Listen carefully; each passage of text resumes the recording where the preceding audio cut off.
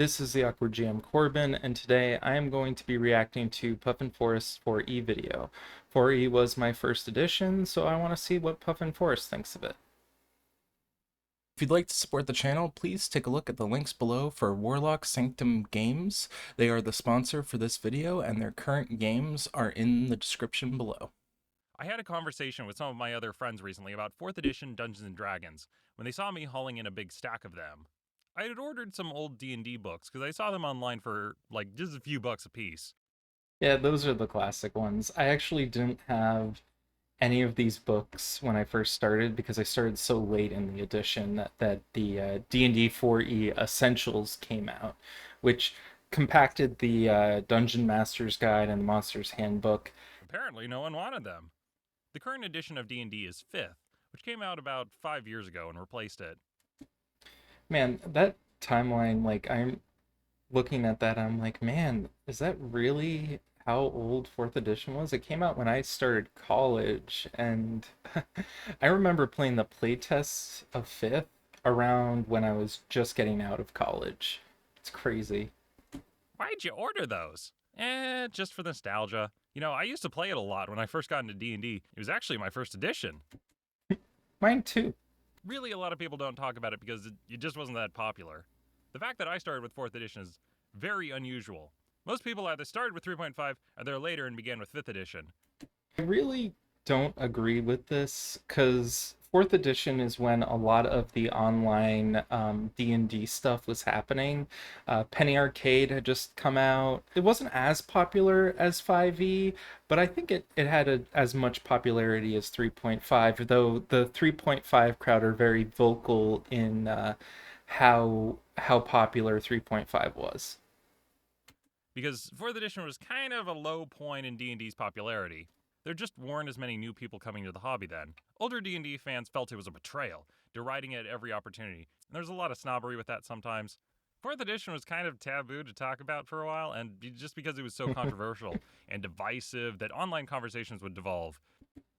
Yeah, it was very hard to talk to people about Dungeons and Dragons 4th edition because like 3.5 players would always be like, "Well, you don't have CR and you're not actually role playing, you're just playing a computer game. That's a tabletop game."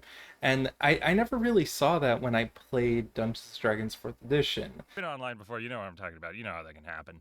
Especially with games that have these long dedicated fan bases. Yeah, it was kind of the black sheep of the family. Older players preferred older edition, and newer players preferred 5th edition. It just Yeah. sort of went off on its own. But that was kind of the great thing about it. It was so unusual. It took a lot of risks.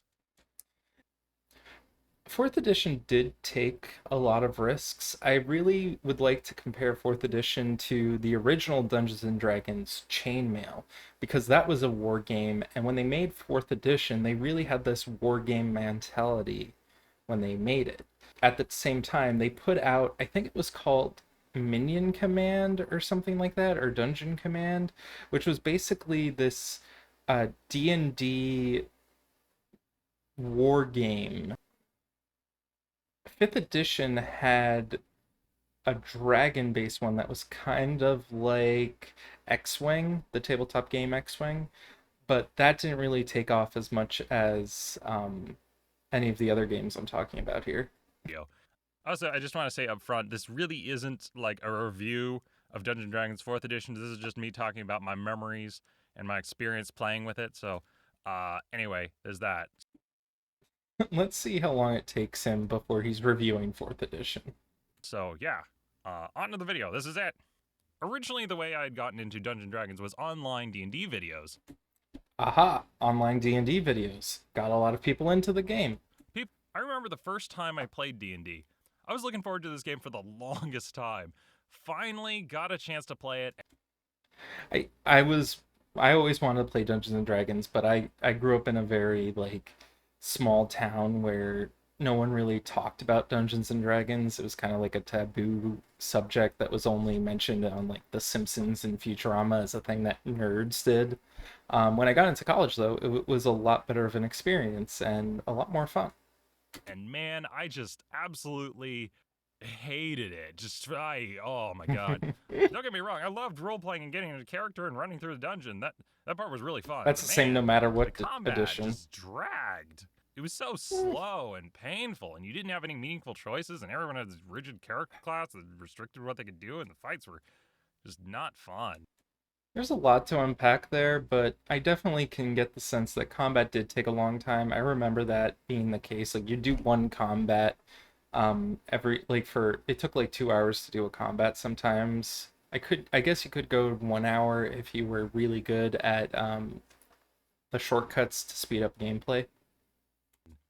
Although, also, I should mention we had 8 players, and everyone was new, so yeah, there's that.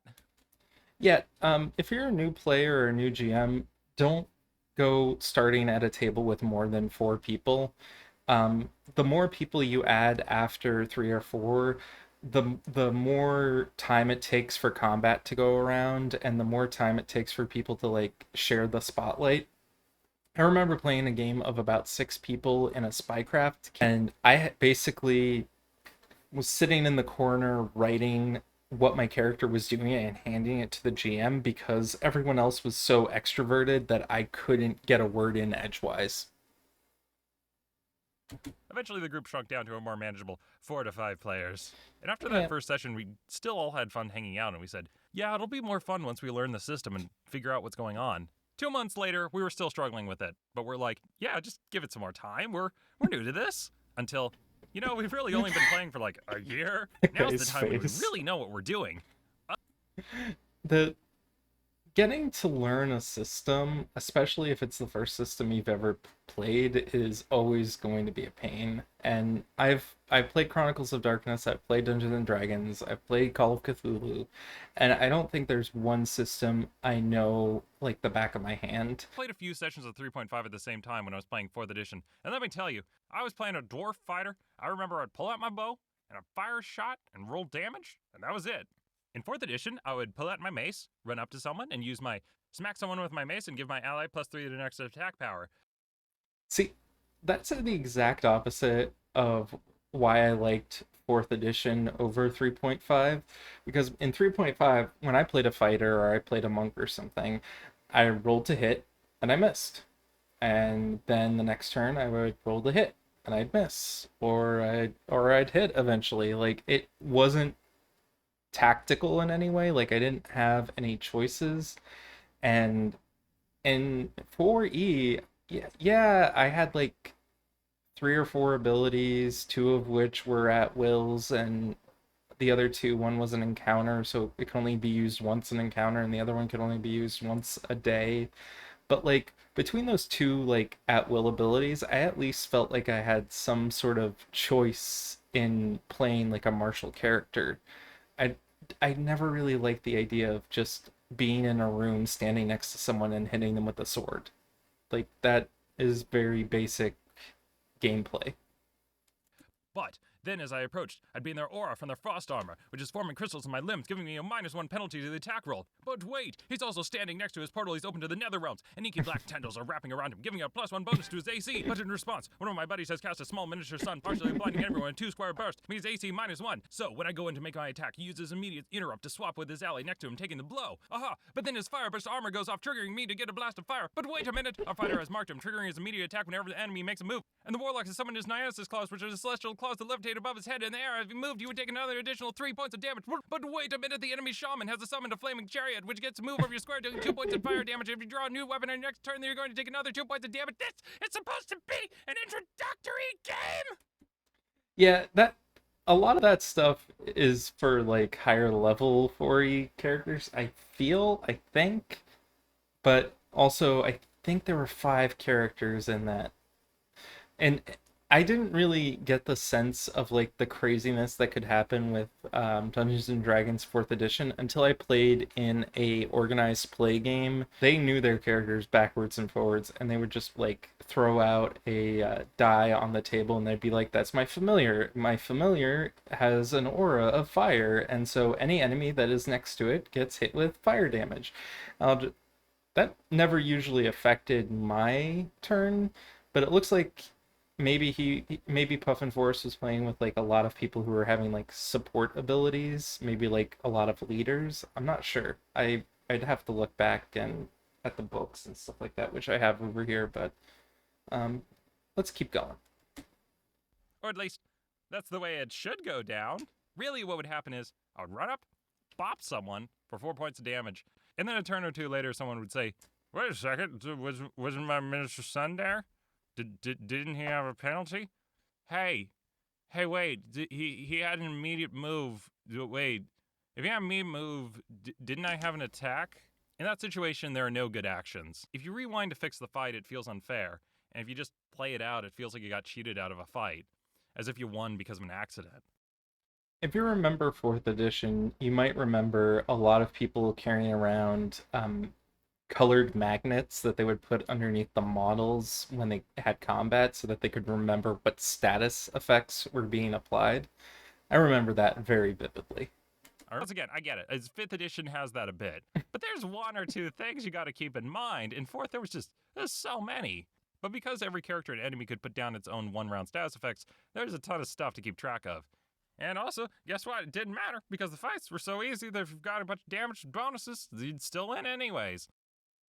Yeah, that's why I never really felt bad about forgetting an ability in 4E because it was a little bit more forgiving for newer players.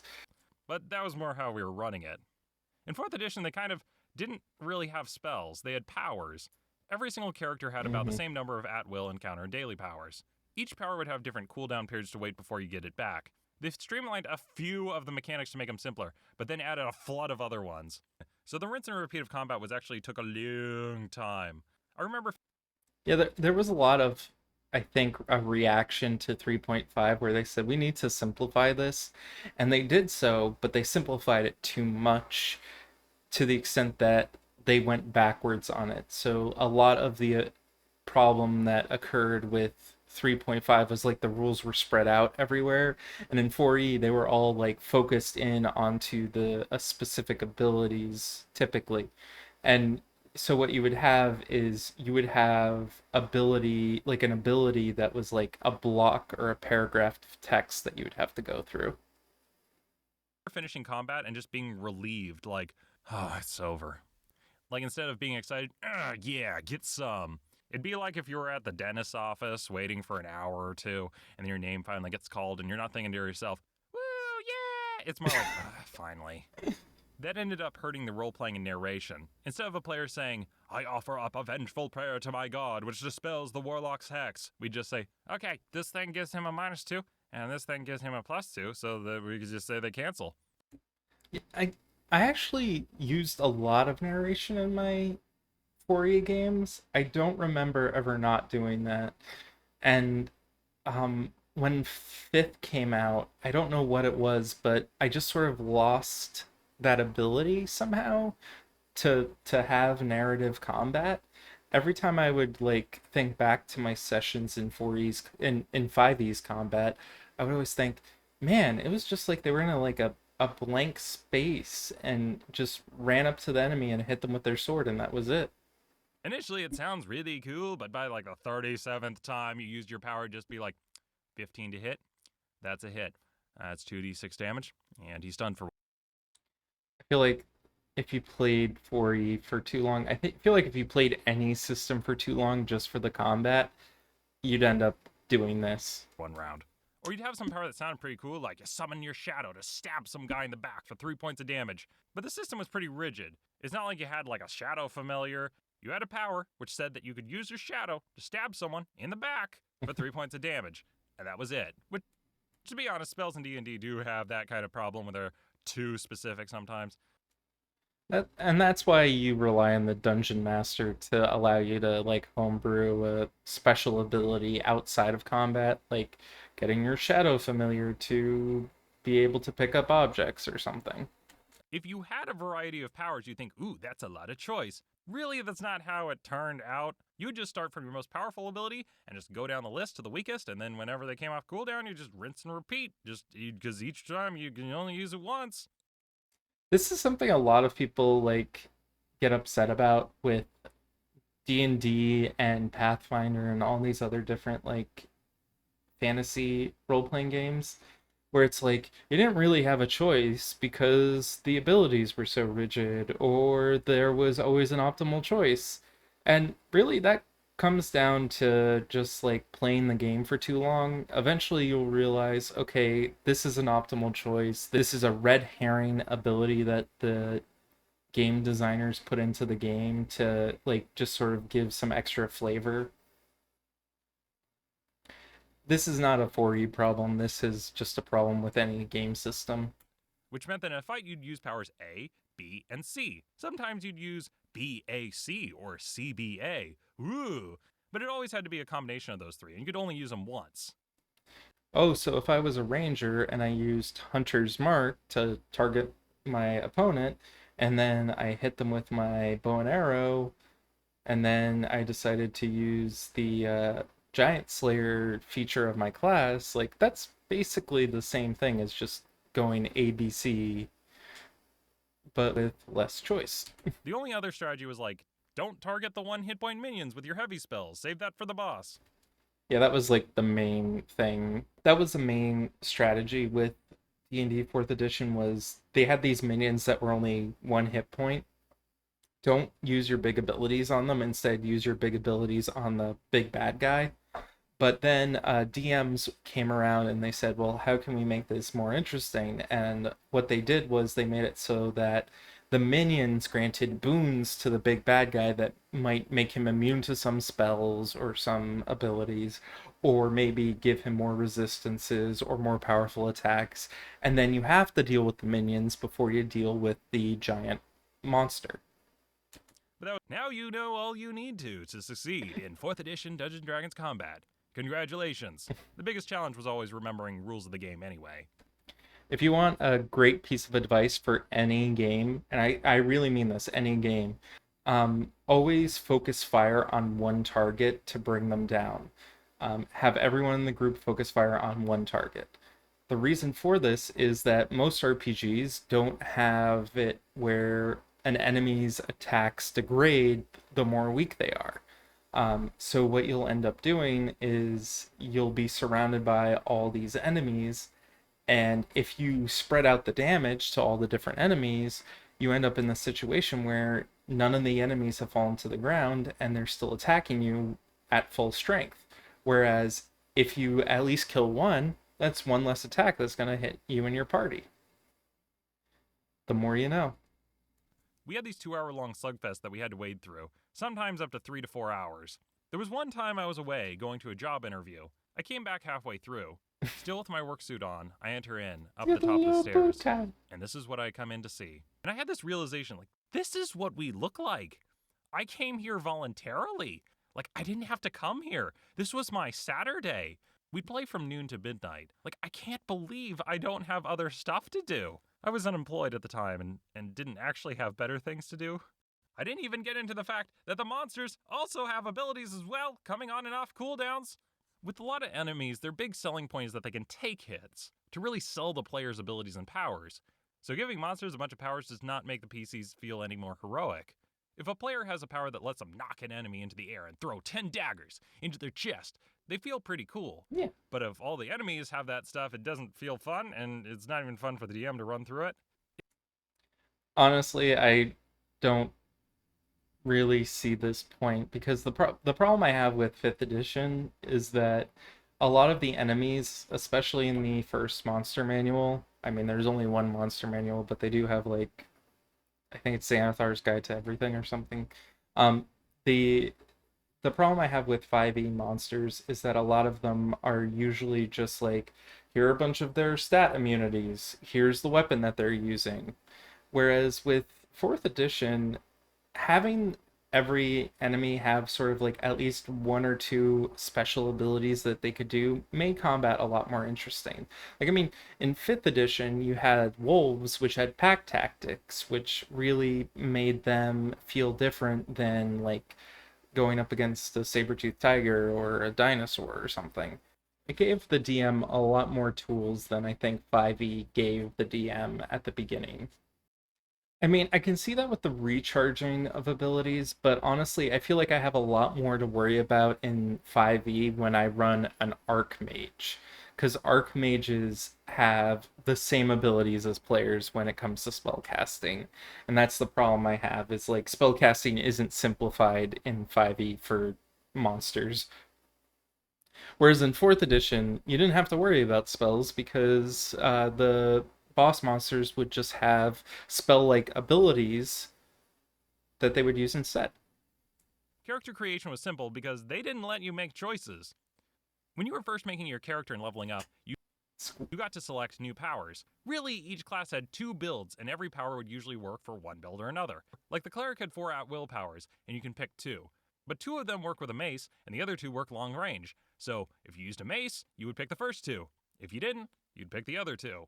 So the choice would be, do I take this power which synergizes with my build, or do I take this power that I can't use, is completely useless? I mean, from a 4th edition player standpoint, if you're optimizing your character like min maxing, which 4th edition did make min maxing a lot easier, um, I definitely could see taking a ranged spell, even if it wasn't more optimized, or a ranged ability if it wasn't optimized to your build, just so that you had that ability, just so you had access to that ability. But for 5e, if you're once you hit level 3, you're usually stuck in whatever path you're in. You don't have too many choices after 3rd level except for feats. Hmm, decisions. What was worse for me was I played as a war priest, which they don't even get to pick powers. They select a domain and automatically get abilities. When they level up, the game selects what powers you have. There is almost no choices past first level. And with 5e clerics, you have a similar problem, but you at least get to choose spells. So there's that. Stats were another thing as well. And there was the party roles. Really, there were only actually 4 different characters: controller, leader, defender, and striker. Yeah, that was something that they made sure they did. They had it so that you basically had a support healer type, then you had blasts loads of enemies for a little bit of damage. Striker hit one enemy for a lot of damage, and defender take a lot of hits. A class in 4th edition was just kind of like a reskinning of the base 4 characters. I remember I switched from playing as a cleric to a bard, and I'm like, a lot of these abilities are similar because they're both leaders. They have similar powers, but with the names filed off and some small changes. The powers are basically reshuffled around and dealt out again. I played as a cleric. We had a power called Healing Word, which would heal plus a d6 twice per encounter. Yeah, you would see this a lot in the healer archetype, the leader archetype. They always had the healing word or inspiring word. A warlord had Inspiring Word, which would heal plus a d6 twice per encounter. A bard had Majestic Word, which would heal plus a d6 twice per encounter. They're all the same power. Oh man. Funny thing, I was able to look up every leader class in the 3 players handbooks just by looking up the words twice per encounter because they all have a variation of this power and only this one phrase. Slight error, majestic word, shift 1 at first level, then at 6 gives a d6. Yet they did have small adjustments for this, but not really. You can see this a lot more with the leader abilities, but with the other classes, I feel like they really did manage to make them feel a lot more different. Them boiling down the classes into 4 class types is essentially what 5e did with their classes. We haven't had a new class since the Artificer, and every other class that 5e puts out is just a subclass. Um, they were going to make the Mystic class. There was so much pushback against psionics that they just decided, hey, let's make them subclasses instead, and no one will get upset. Just with a name change. Between all the leaders, while the classes might have specialized in one thing or another, there was a lot of similarities. There was a lot of AC, temporary hit points being given out, boosting attacks or lowering damage. Between the Bard and Cleric, it was like playing the same character over again. But that was how they were able to have dozens and dozens of different classes, is because they kind of recycled some of the similar abilities. All defenders would have abilities involving marking, all controllers would have powers that move people around, and all strikers would have passives that boosted their damage, just reskinned between the different classes. You notice also I'm just describing attack and combat powers. Really, most, if not all, of the powers were combat focused. Utility spells and abilities, like you know in 5th edition, were kind of not present in 4th edition. I mean, technically they did have utility abilities, but when I say utility, I mean is that they were powers that were meant to be used outside of combat. They had rituals, which would cost 10 minutes to cast. So let's just go back a second. But when I say utility, I mean is that they were powers that were meant to be used outside of combat. Yeah, the utility abilities were something that I saw frequently and when I played, or infrequently maybe. They usually were something like along the lines of, oh, you can like re-roll um your climb check if you fail or something like that. There were minor abilities, sure. Then you had the wizards got cantrips, which allowed them to do stuff like telekinesis and things. They had rituals, which would cost 10 minutes to cast and would cost gold pieces. I remember those spells being too expensive to afford. One time, I have never seen a person in fourth edition ever cast a ritual spell. Never. Even when you were like, oh, should we identify a magic item? The GM just said, yeah, it's easy enough to figure out. It's a +1 sword. There you go. I've and when I ran 4E, I ran a low magic setting. So I ran Dark Sun, which had no magic items practically. They were very rare. So I never really used rituals. time in an emergency, we had to pool our gold together in order to cast Tensor's floating disc once during an emergency. But since they were costly, we tended to save our money and had to save them up for other magic items. Now I did look this up in the player's handbook, and Tensor's floating disk. Let me. Tensor's floating disk. All the way in the back of the book. Tensor's floating disk. Component cost 10 gold pieces. Market price 50 gold pieces. I mean, if you're gonna, I think even like the Dungeon Master's Guide said you should give at least like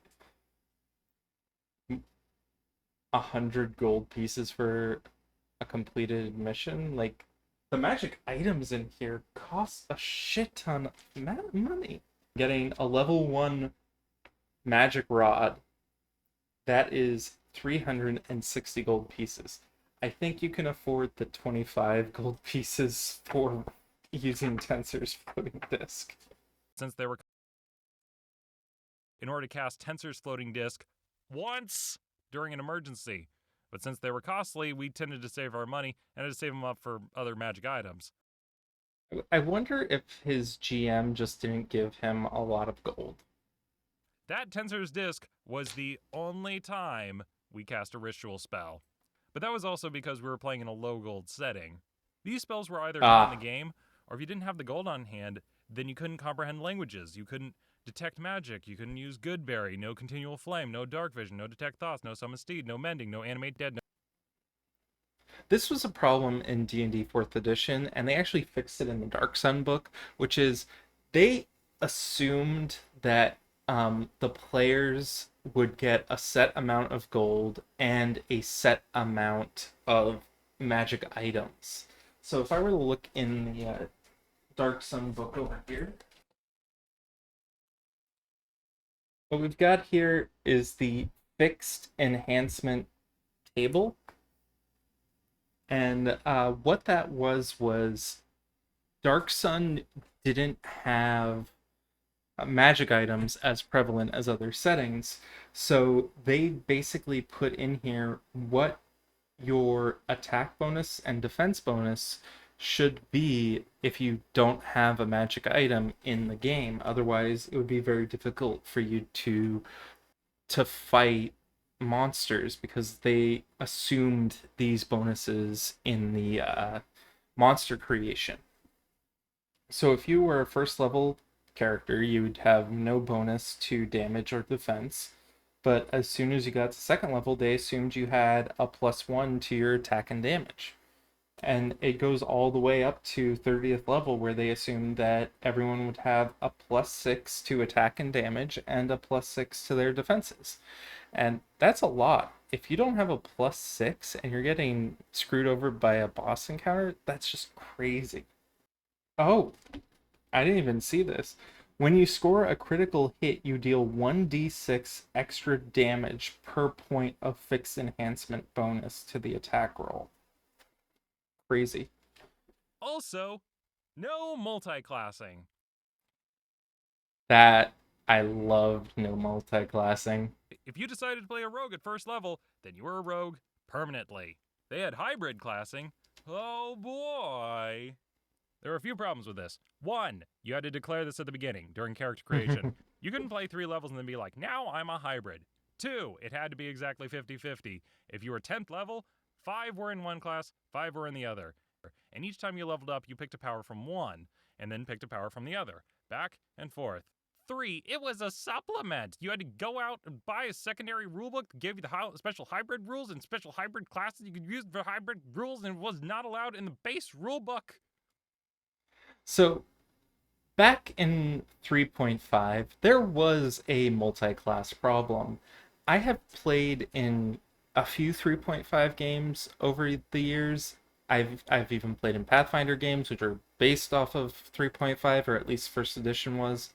And the problem always ended up being there was one player who did multi-classing that was a champ at it.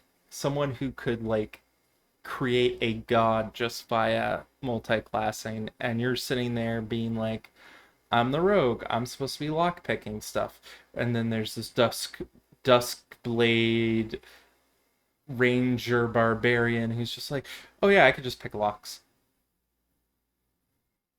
instantly. Oh, and my bonus to picking locks is so much higher than yours, even though you're the rogue and you should have a higher stat than me. Not fun. Not fun when that happens. 4, you could only hybrid 2 classes. No more. Not 3, not 4, 2. Only 2. The system was so restrictive. It was not like multiclassing at all. And the reason for that was because they realized multi-classing was a problem in 3.5. Besides, why would you? The classes were not designed to synergize with other classes. If you had a secondary class, you'd have to dump ranks into making you terrible at both. So it's like they bring out this rule set and then punish you for using it. Yeah, I never saw a person multi-class, but then again, in 5e, I don't see people multi-class often, and I don't know why that is in 5e. Then we had skill challenges. Skill challenges. In many of the other systems, the players would Ooh. say, I want to lift this rock. And the DM goes, okay, that sounds like a strength check. And they'd roll and either they'd succeed or fail. They had those too. But also in 4th edition, you'd portray a scene such as, okay, the boat is sinking, there's all these people on it. And there would be a list of various activities that they could perform. In any Yeah. other RPG, you would establish a scene and say, what are you guys doing? But that format didn't work well in skill challenges because players would say, I'm going to do this, that, and the other thing. And you wouldn't have it on your sheet. And like that wasn't one of the rolling options. The Uh, way it was supposed to be run, the players don't tell you what they're doing. The DM tells them what they're doing. They say, that's here are the options that you no. can do. Bailing water over the side, carrying people to safety, or doing medicine checks on people, or checking history to see if there's another place to dock the boat. Like those were And they can confirm. recommendations. Now that raises the question, if you didn't like it, why didn't you just ignore what was written down? You don't have to do it. Yeah, exactly. That's what would happen. You'd pull up the skill challenge, go, yeah, we're not doing that, and then completely ignore it. And that was how a lot of people did skill challenges.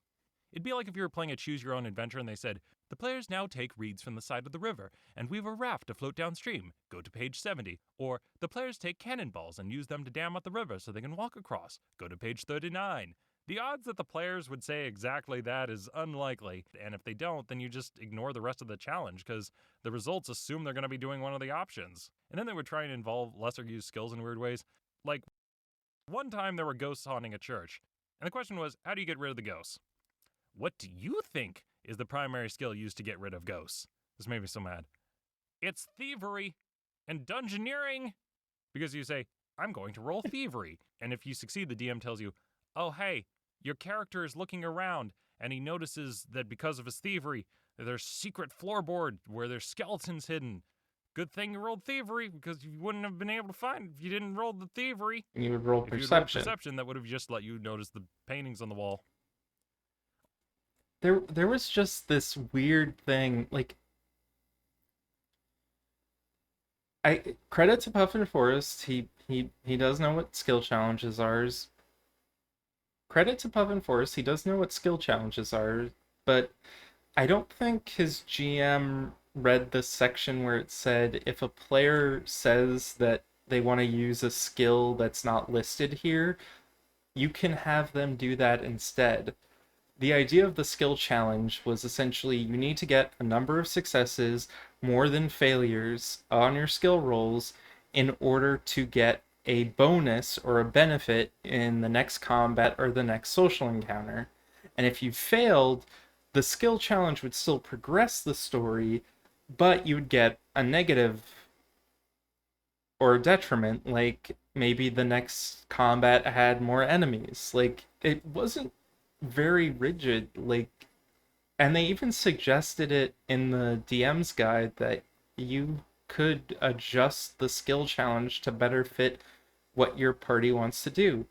And even in the organized play stuff materials that I've read, it said if the players decide to use a different skill than what's listed here, um, don't allow them to do it because it's organized play, but you can let them roll it in order to get a bonus of like +2 or +4 or something to the roll they need to actually do. Essentially, what I'm saying is that skill challenges were supposed to be flexible, and even in the rules they stated they were supposed to be flexible. They weren't as rigid as Puffin Forest is making them out to be. Now, I'm not sure why he has this interpretation, but this is an interpretation a lot of people had, especially when they came from a different system. Which doesn't make sense to me because he started with 4th edition, so he should know this. I'm sorry, Puffin. I love your videos. Also, you had to stay in initiative while doing the skill challenges, so the characters go up and talk to the king. I start talking because I'm the rogue, because my initiative is the highest, and there are paladin goes, etc. Like, that's not how conversations work. Or sometimes we'd figure out a thing and it's like, can someone make a history check on this guy? I would, but I'm the wizard, and I'm going at the end of the skill challenge. Well, that's why passing is a thing. Like, the if a person can't use an ability on something, you just say, hey, can I pass it to this person? And the GM says, yeah, you can pass it. I still roll initiative for social and non-combat encounters just so that I can make every player feel like they're being part of the game. The problem is, there was so much I didn't like with the game that I couldn't homebrew it to fix the problems. It's one thing to change lore. That's easy. It's another thing to change 1 or 2 mechanics. Tricky, but a bit more doable. And it's another thing when your problematic rule is all of them. Well, most of them. At this point, I feel like this is a review. A negative review, but it is a review. Really, when you stop and think about it, isn't every system just a homebrewed version of every other system? Really, none of my complaints that I have are a big deal in and of themselves. There's no one rule that I can point to that's a problem. I've played games with restrictive character creation and it's been fine. And I've played in games with heavy combat. I have a praying mantis on my wall. Hey, look at that. Hey, one.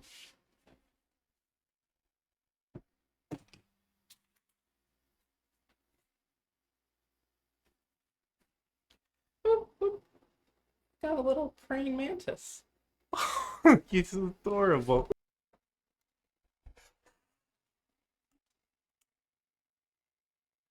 That's not a problem. And the fact that combat can kind of get repetitive and there's nothing much you can do outside of it, there's a lot of other RPGs that I've played that have the same problem. Even the fact that they don't let you multiclass, it isn't a big deal. Or that they recycle powers between only 4 base characters, or even the fact that they force you to take certain powers with different classes. That's not a problem. But the fact that you have long repetitive combat in a combat focused game where there's only 4 base characters using restrictive powers which are recycled between different characters that you're required to take without allowing multiclassing with generic fights and nothing you can do outside of combat, that's a problem. If they had just fixed a few of these things, it wouldn't have been an issue. Having recycled powers is fine, but not when you're required to take them and you don't have any other customizability. And having a combat focused game is fine as long as the combat's fun. But it's not. You know, it's funny. I went in the script like, Now, I remember, like, so he says that combat was very generic, but one of the things that, like, I felt 4E really did well was give the DM tools to create unique combat encounters. It really said a lot to me when I was playing 4E that, like, every encounter felt different. There were encounters where my players were on a boat and the enemies were using the mast in order to knock the players down each turn. There were environmental hazards and traps that had their own stat blocks that every a bunch of the supplements I had traps, environmental hazards, and stuff like that. Even the Dark Sun campaign setting had like dozens of different um, traps and hazards that you could use in your game. Like there was silt sand, there was choke dust, which if you stepped on it would cause a plume of dust to rise up and block your vision. Like this stuff was available and it made combat a lot more unique. 5e, the traps and hazards were like a single sentence, a paragraph, and they didn't really have as much flavor as I feel like 4e did. I'm sorry, I'm ranting about my gripes with 5e versus 4e, and I apologize. Puffin talks about fourth and my memories playing it. This'll be fun. And I pulled out the book and I started reading through it. I really did not want to give this game a negative video because I feel that it got a lot of hate when it came out. There was a lot of divisiveness whenever people hate or love a thing, and it creates factions. I didn't want to feed into that. And I just wanted to talk about my memories playing the game. But god damn it, I just went back through the system again, and all the memories came back. And by the time I got to the end of the script, it really ended up being like, Puffin complains about 4th edition for like however long this video is. And this is why the memories that you have, the good memories you have of any game, are not the system. It's the stories that you tell with that system. It's the times where you got that critical hit at the exact right moment, the coup de grace, the times where you manage to get one over the GM or the DM or the big bad evil guy. It's those are the moments that we should focus on, not the minutia of how the rules were supposed to be run. Because I don't have a lot of positive things to say about it. Like, man, there's a reason people didn't play this game, you know? It's not only that, but I'm having to cut material out. Like, half the script is just ending up on the cutting room floor, and it's still the longest script I've ever written. I honestly I don't have a script here at all, but I'm definitely cutting a lot out of this just because I keep stammering. It's like something out of The Exorcist. So when people were pointing to Pathfinder 2nd Edition, which is a new system that came out this year, saying it's very similar to 4th Edition, I'm like, oh god, no, please, god, no! Let me be clear. I've played a few games of Pathfinder 2nd Edition. It has borrowed a few mechanics from D&D 4e, same as 5th Edition, but they're still very different systems. So that brings me back to my original thing. I will say this. Fourth edition was a war game in a role-playing game's clothing. And role-playing games are derivative of chainmail, a war game. So going back to those war game roots and finding out what worked with 4E and bringing it back to like 5E or Pathfinder 2E, that's a good idea. We shouldn't look at something as a failure and just be like, "Oh, let's just forget about it." Let's learn from it, learn what it did well, and go forward with that. Learn what it did terribly and leave that behind. Why did I buy all the books? The system's still pretty cool. I mean, powers, they're pretty awesome. And the magic items were helpful once a day because you could only use the magic items once per day. And the feats were there, and they gave you like a 9 or bonus on certain niche things, and actually they were nerfed so hard they didn't really come into play that much. Well, the reason they were nerfed so hard was because feats in 3.5 basically were the main mechanic that a lot of people would make the broken builds around. And despite all that, I still like 4th edition. And it's not just because of nostalgia, of memories of friends hanging out. It's only like 99% because of that. See, there's still like 1% of other reasons. Like,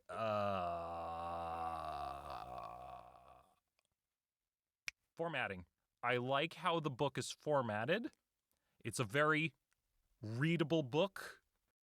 Yep, having stat blocks for everything made it so much easy just to like print out, like scan and print out what you needed to run a game. Um, and you never had to worry about trying to find the spell in the back of the book for the big bad evil guy because the spell would be on their stat block. One hit minions were great. One hit minions are something you can even bring into 5th edition or any game really easily. Until you found out that you used your most powerful ability on them. Hey, playing off of the monster's powers was kind of fun. Yeah, monsters had their own combat rules, which made it a lot more easy for GMs to figure out how to make interesting combats.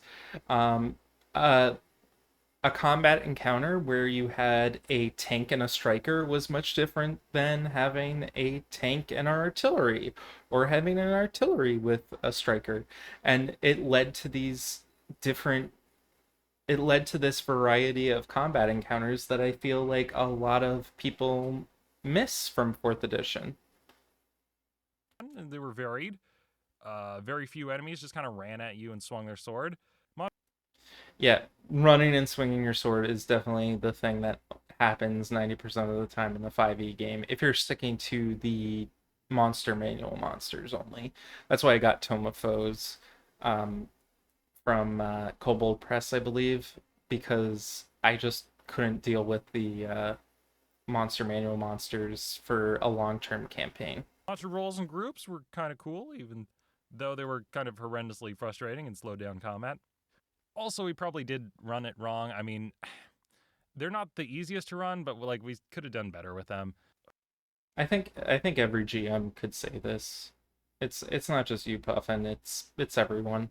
But yeah, God, if you can't learn a system after playing it for over a year, like it kind of feels like it's a little bit the fault of the system, maybe a little bit. I I will say it's a lot easier to learn a system if you have a mentor to help you with it, and they can do a lot of the heavy lifting for you up front.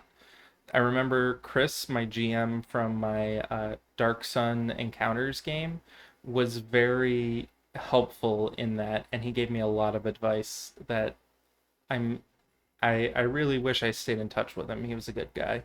I think a big part about why the problems didn't get solved was we, the players, kept expecting the DM to make the fights more manageable, and he was kind of expecting us to take our turns faster and so on. And so we kept thinking that it's someone else's fault, and because of that, the problem never got solved. The other thing is, it was everyone's first RPG, and if it's everyone's first Yeah. RPG, it's very difficult to tell what rules that are causing you the problem, and a lot of veteran RPG players can kind of transplant rules that they like from systems that they love, and this is your only RPG, like you just play with what you got. You don't have like Yeah. a library of rules that you can kind of port in. Yeah, being more experienced now and building off of the experience of others really helps make systems work a lot better. Anyway, that's 4th edition. Those are my memories playing it. Like I said, I like it, but it has problems. There's a reason why when 5th edition came out and said simpler, faster combat, I jumped on it. Really, I think 4th edition was very innovative and had many mechanics that were great and got ported over to other systems, and there were a lot of mechanics that just were not good, and then some mechanics I didn't like got ported over as well, but whatever. But anyway, I still like it, so that's cool.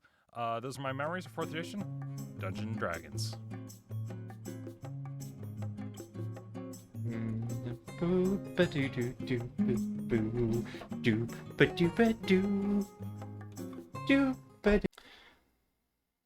I gotta say, Puffin Forest, like, I really love his videos. He's got a lot of this knowledge from playing multiple different systems. I really enjoy the fact that he does videos for Call of Cthulhu, and not many other people do.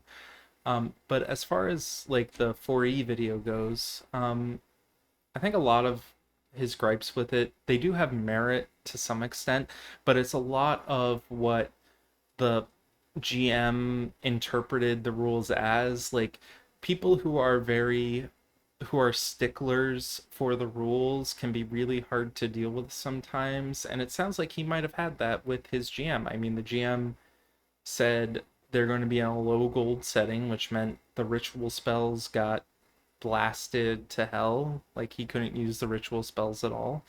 And the combat was very long for him, partially because he had a huge group initially.